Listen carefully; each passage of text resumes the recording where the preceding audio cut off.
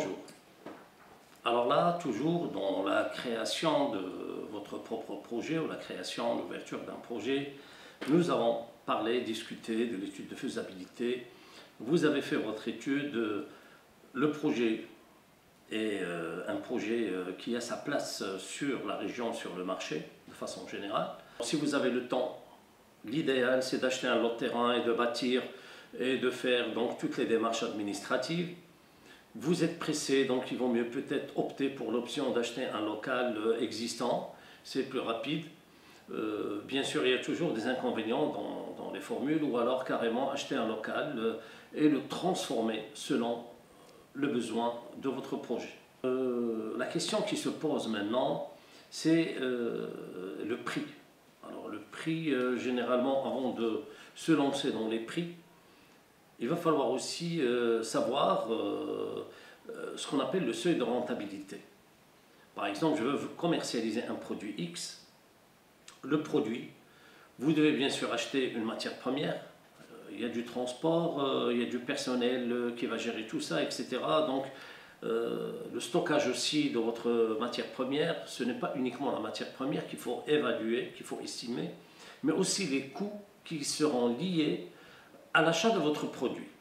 Alors, par la suite, une fois qu'on a calculé donc, le coût, il va falloir ajouter aussi, bien entendu, des frais qui seront aussi peut-être l'emballage, peut-être aussi les techniques de décoration de certains produits.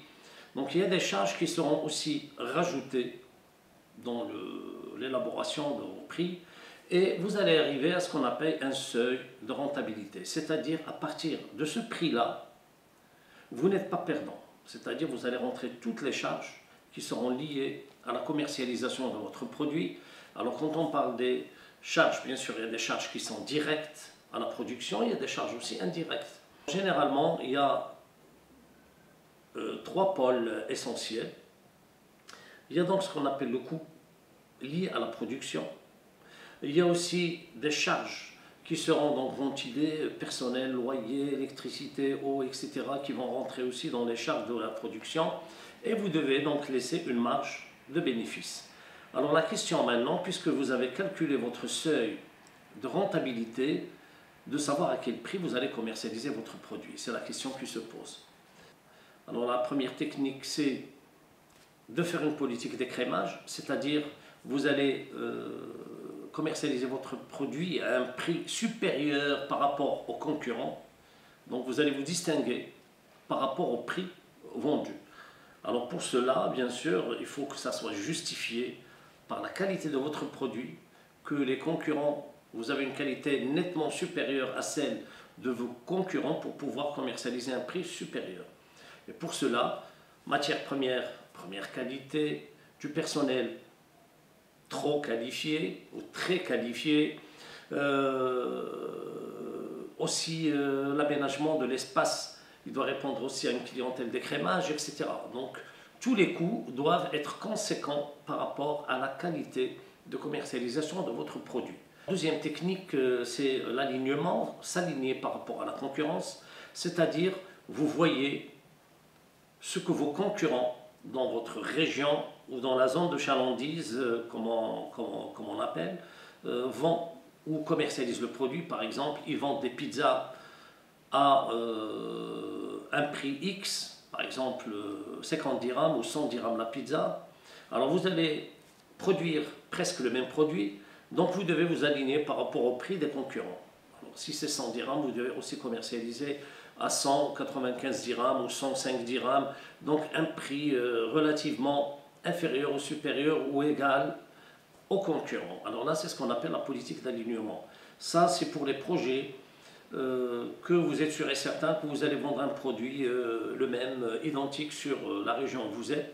Il n'y a pas une différence par rapport à la qualité, c'est presque le même produit, même qualité. Donc, vous devez normalement commercialiser par les mêmes prix qui sont proposés par les concurrents, parce que les clients, ils sont aussi très intelligents et ils vont toujours comparer. Ils vont se dire, il y a le projet X, le projet Y, c'est le même produit. pourquoi je dois, payer plus cher dans ce restaurant alors que ce restaurant il m'offre la même qualité avec un prix inférieur. Alors troisième technique de commercial, c'est ce qu'on appelle pénétrer le marché.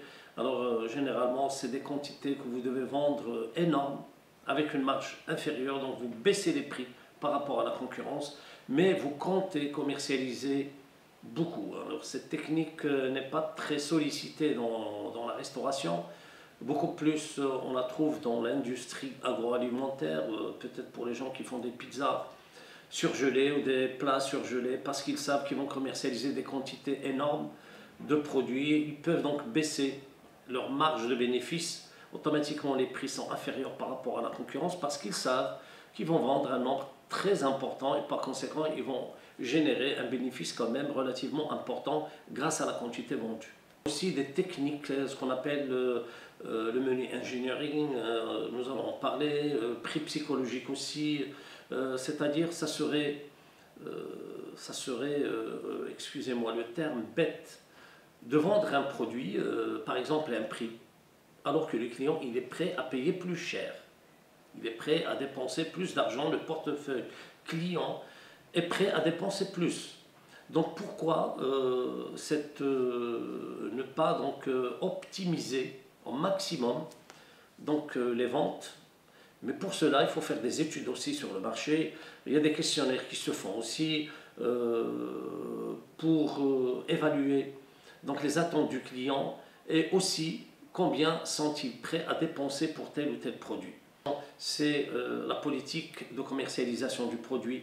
La technique la plus importante, c'est de déterminer déjà le seuil de rentabilité pour ne pas être perdant. Et à partir du seuil de rentabilité, c'est là où la courbe doit répondre à un prix. Alors le prix plus ou moins haut par rapport au seuil de rentabilité. Il y a ceux qui optent aussi pour le coefficient multiplicateur généralement, c'est-à-dire ils vont évaluer le coût